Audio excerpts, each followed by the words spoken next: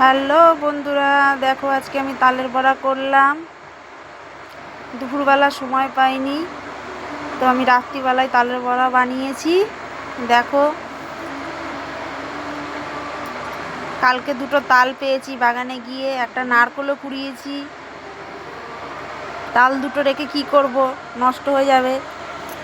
তা ভেবেছিলাম করব না, আবার ভাবলাম না করলেও তো নষ্ট হয়ে যাবে।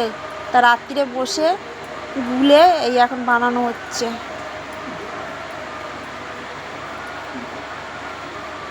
তালের ফুলুরি খেতে কে কে ভালোবাসো?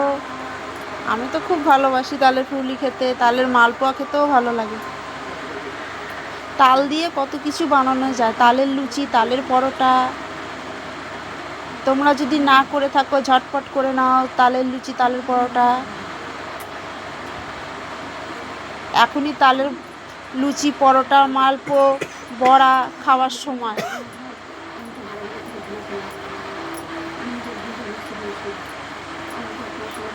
দেখো বন্ধুরা, আর তালের ফুলুরি যখন করবে একটু গ্যাসটাকে হাই করে রাখবে, লো করে দেবে না। হাই করে রাখলে তেলটা ভালো হিট হবে আর বড়াগুলোও ভালো হবে। সবাই কি করে জানি না, আমি তো গ্যাসটা হাই করেই ভাজি।